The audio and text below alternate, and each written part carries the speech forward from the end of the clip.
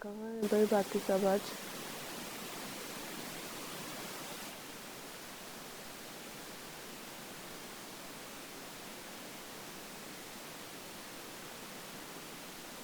कोमल,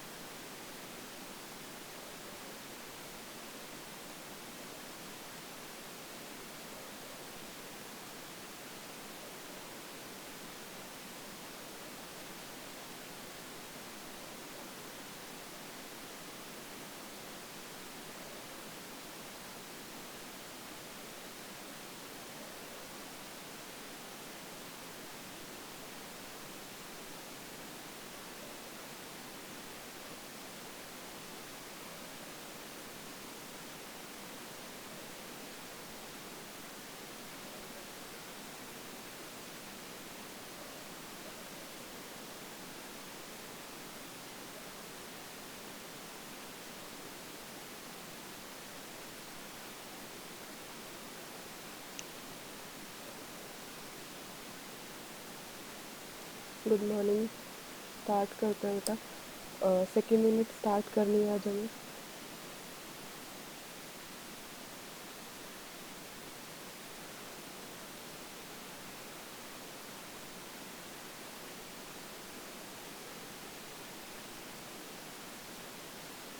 second unit में हमारे पास जब हमने फेजेस पढ़े थे एसडीएलसी के, तो जो हमारा स्टार्टिंग का फेज था लाइक फिजिबिलिटी वगैरह, वो हमने फर्स्ट यूनिट में कवर कर लिया है। अब जो हमारा एनालिसिस और डिज़ाइनिंग वाला फेज है वो हमारा सेकेंड यूनिट में कवर होगा। थर्ड यूनिट में हमारा इम्प्लीमेंटेशन वाला फेज कवर होगा।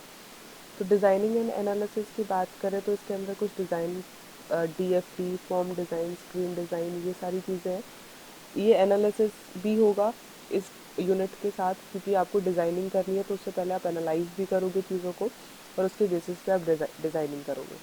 तो जो पहला टॉपिक है डीएफडी, डेटा फ्लो डायग्राम, ये कुछ इंटरलेटेड है। जैसे हमारे ईआर डेटा मॉडल्स थे, ये हमारे डिज़ाइनिंग के लिए यूज़ होता है। इसमें सिंबल्स हैं जैसे हमारे ईआर के अंदर थे, और उन सिंबल्स का यूज़ करके हम डिज़ाइन करते हैं।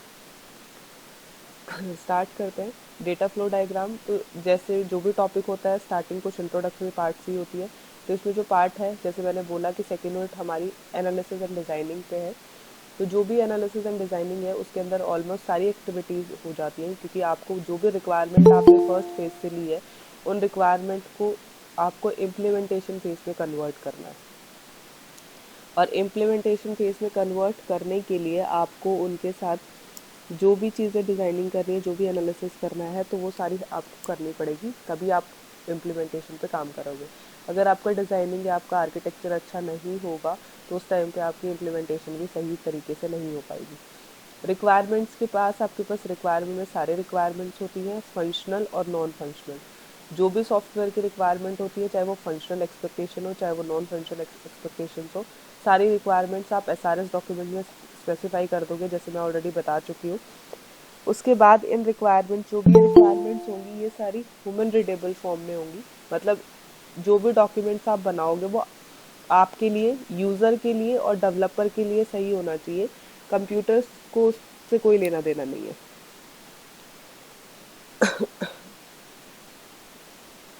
अभी लास्ट में कौन आया है?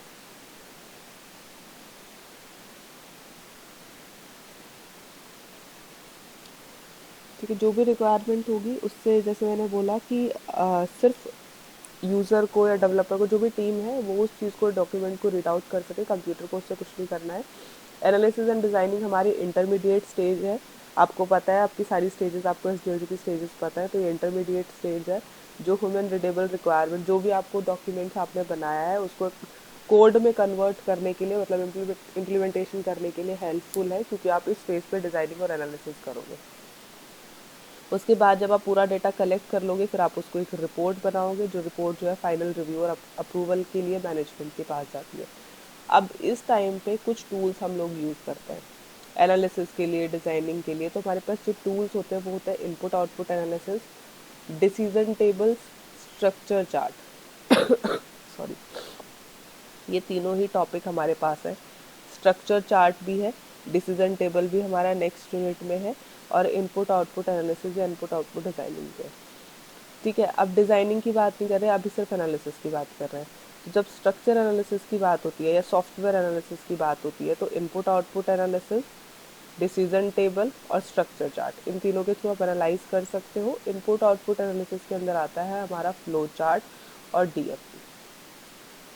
अब ये क्या होगा, इनपुट आउटपुट, पहले तो अगर आपको डीएफडी के बारे में लिखना है, क्योंकि हमारा टॉपिक डीएफडी है, आपने पहले इसको ये बताया कि डीएफडी कहाँ से आया है। जो हमारे एसडीएलसी के फेसेस थे उसमें जब हम एनालिसिस और डिज़ाइनिंग वाला काम करते हैं, तो वहाँ से हमारे पास इनपुट आउटपुट एनालिसिस में डीएफडी आता है। अब इनपुट आउटपुट एनालिसिस क्या होगा, नाम से ही क्लियर है, क्या इनपुट आ रहा है, क्या आउटपुट जा रहा है, उसके बेसिस पे आप आइडेंटिफाई करोगे सारे एलिमेंट्स को, वो इनपुट आउटपुट एनालिसिस होता है। Now what is DFD? इसमें फ्लो चार्ट और डीएफटी जो है वो यूज़ होते हैं, और भी टूल्स इसके अंदर यूज़ होते हैं, but these are the best use करने के लिए।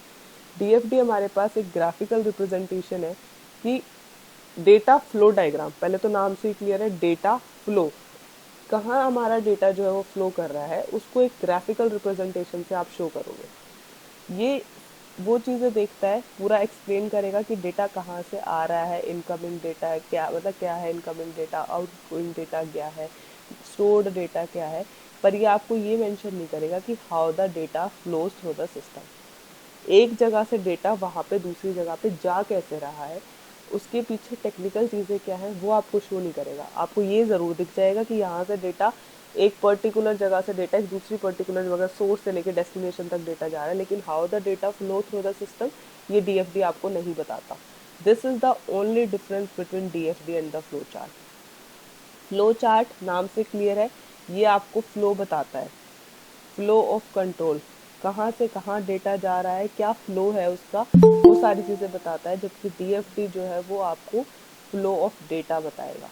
इसको नाम से याद करना, flow chart is flow of control and DFD तो जैसे हमारा डेटा फ्लो डायग्राम है, it is flow of data.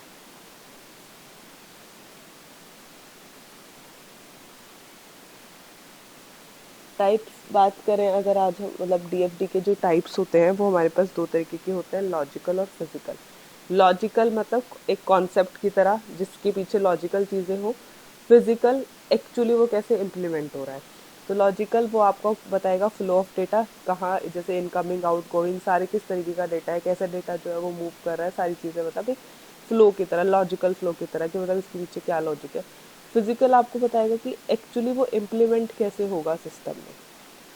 तो ये थोड़ा सा ज़्यादा स्पेसिफिक होता है, ज़्यादा क्लोज होता है, क्योंकि इसके अंदर आपकी फ़िज़िकल रिक्वायरमेंट्स भी आती हैं। अगर आप कहीं पर भी फाइल स्टोर कर रहे हो तो आप उसका, उसमें स्पेस कितना है, उस फाइल का स्पेस कितना है, तो ये जो मतलब जो फिजिकली एक्चुअली इम्प्लीमेंटेशन होता है। लॉजिकली आप ये बोल दोगे कि हाँ यहाँ पे, फॉर एग्जांपल अगर मैं बताती हूँ कि आपको एक रूम बनाना है, तो आपने लॉजिकली बता दिया कि इतने स्पेस में एक रूम बना देना और यहाँ पे आपको ये चीज़ें एडजस्ट करनी है, तो आपने लॉजिकली वो चीज़ें बता दी।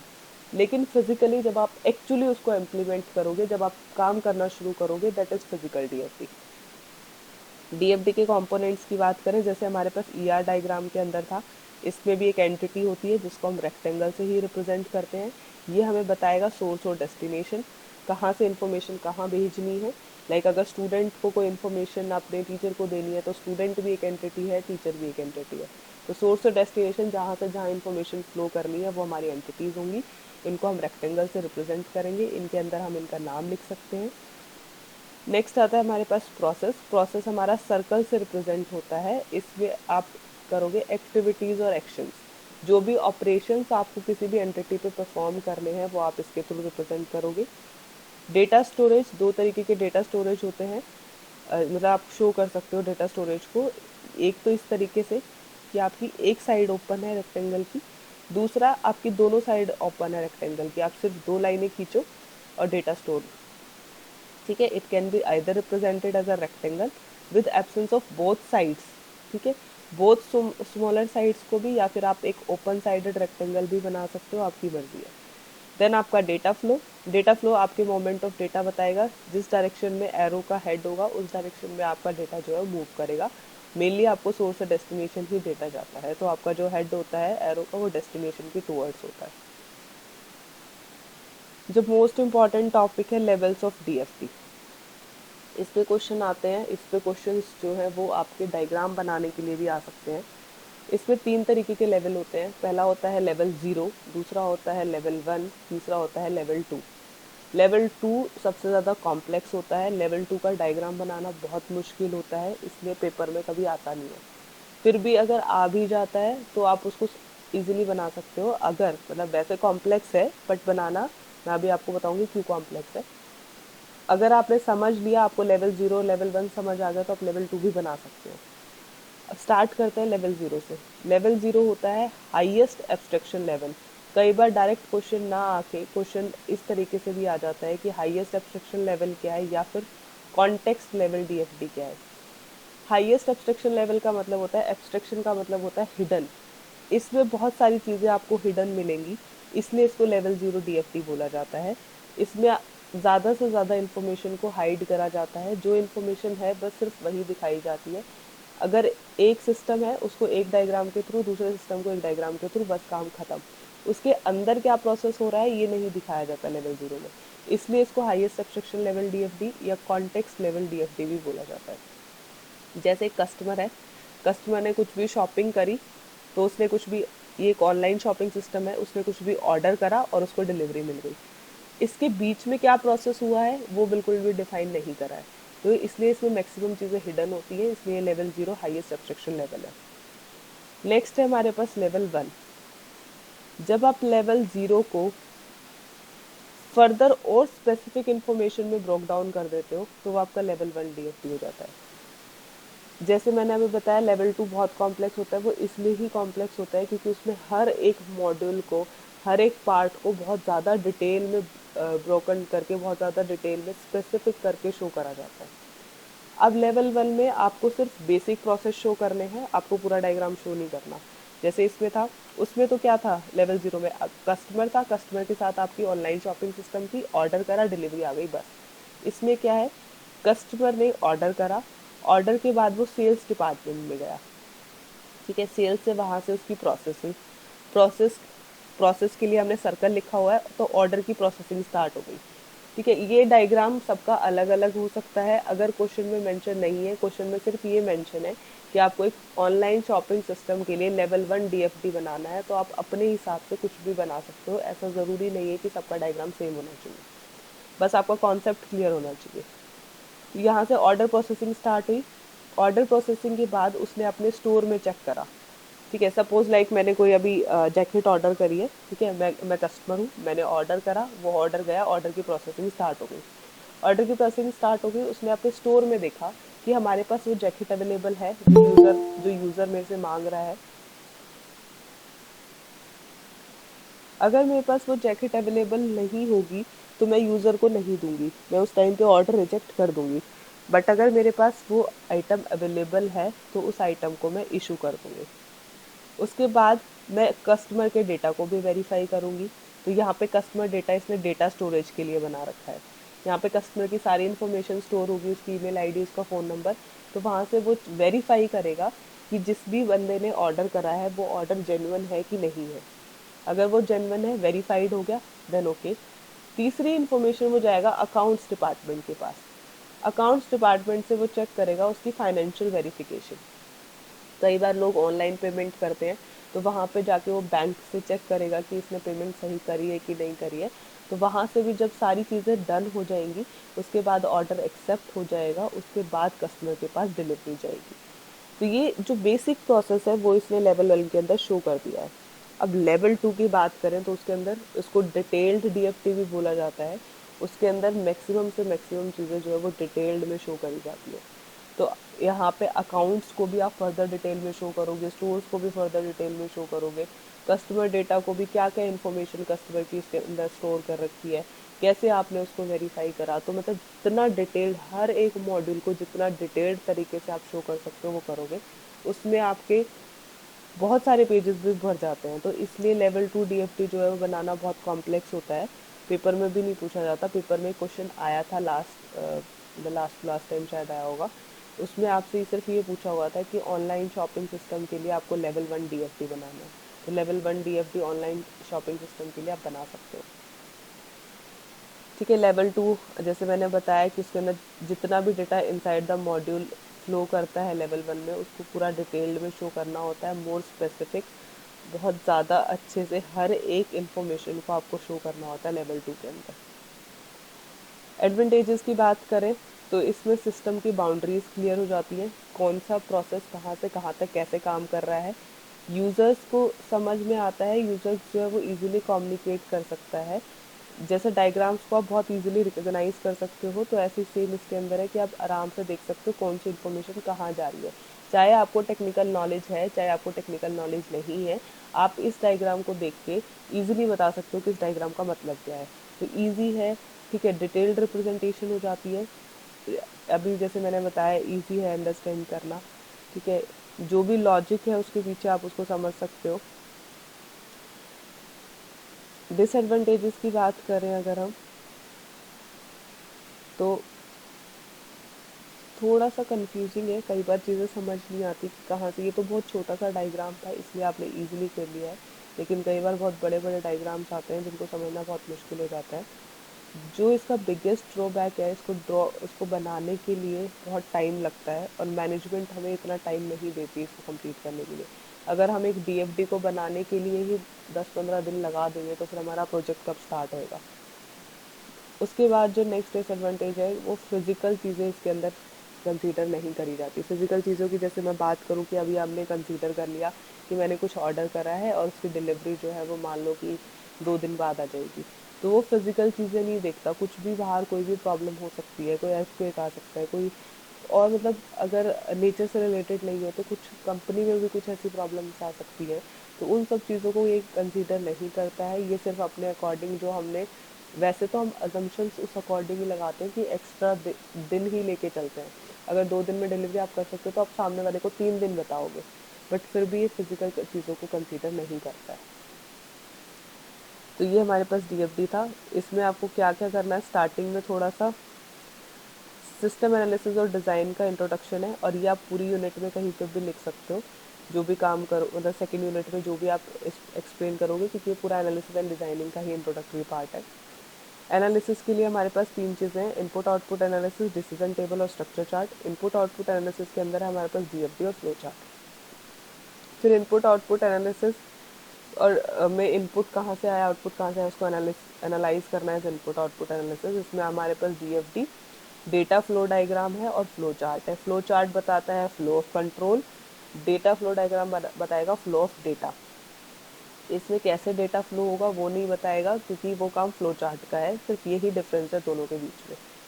डीएफटी जो है वो लॉजिकल और फिजिकल दो तरीके का हो सकता है। लॉजिकल जब आप सिर्फ सोच रहे हो कि ऐसे काम होगा, वो हमारा लॉजिकल होता है। फिजिकल में एक्चुअली इम्प्लीमेंटेशन होती है। देन कंपोनेंट्स थे एंटिटी, प्रोसेस, डेटा स्टोर और डेटा फ्लो। लेवल 0 को बस नाम याद कर लेना, इसके अंदर एक हाईएस्ट एब्स्ट्रैक्शन लेवल भी बोलते हैं, कॉन्टेक्स्ट लेवल डीएफडी भी बोलते हैं। देन लेवल 1 है हमारे पास, जो थोड़ा सा ज़्यादा स्पेसिफिक ब्रोकन डाउन है। देन लेवल 2 है जो डिटेल्ड, इसको डिटेल्ड डीएफडी भी बोला जाता है। देन हमारे पास एडवांटेजेस और डिसएडवांटेजेस है। ठीक है, नेक्स्ट टॉपिक हमारा फॉर्म डिज़ाइनिंग है, वो हम कल ही करेंगे।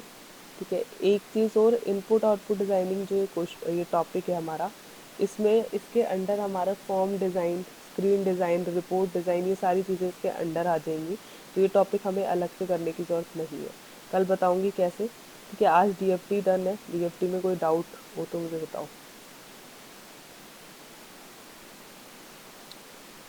नहीं होगा, एज यूजुअल तुम्हें होता ही नहीं है। चलो फिर अपना क्वेश्चन स्टार्ट करते हैं। What is the full form of DFD?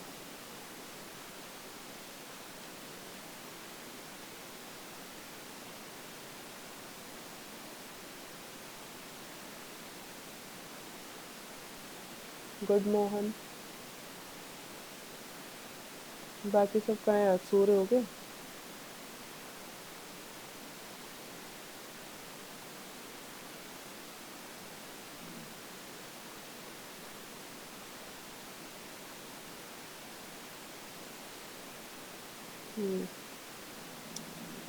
ठीक है। कितने टाइप के होते हैं?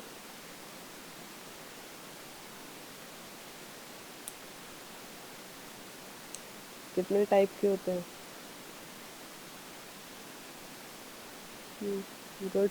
आदित्य, नाम बताओ।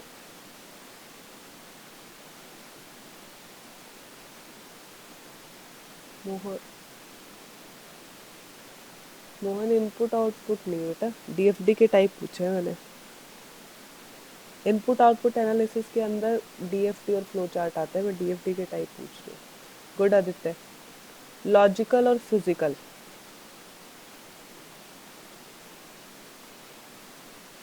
कितने लेवल्स होते हैं?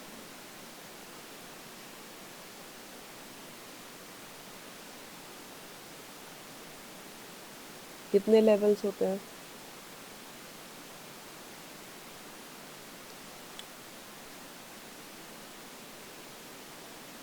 अरे क्या बात है, आज तुम पढ़ नहीं रहे क्या? हम्म। गुड मोहन। गुड।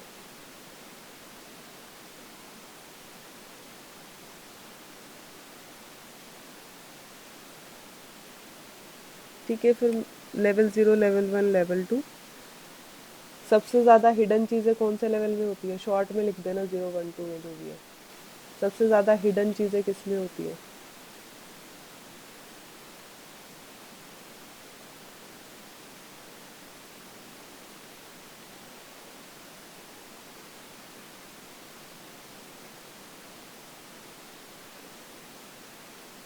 नहीं पता?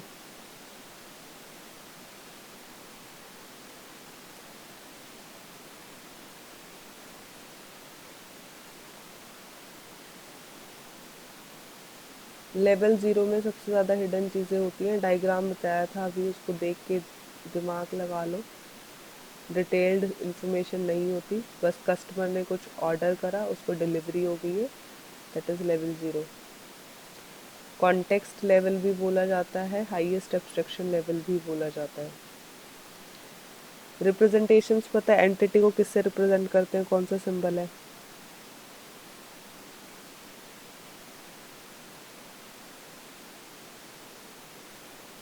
एक काम करते हो, आज मैं तुम्हारी सबकी एब्सेंटी मार्क कर देती हूँ। मोहन को छोड़, मोहन, आदित्य, पुनीत और भानु, इन 4 बच्चों ने रिप्लाई करा ना बस। वैसे तो भानु और पुनीत ने तो कुछ करा नहीं, पर चलो कोई नहीं। मैं इन 4 की अटेंडेंस मार्क कर देती हूँ आज। आज तो तुमने बदतमीजी की हद ही कर दी। जाओ तुम, आज एब्सेंट है सबकी।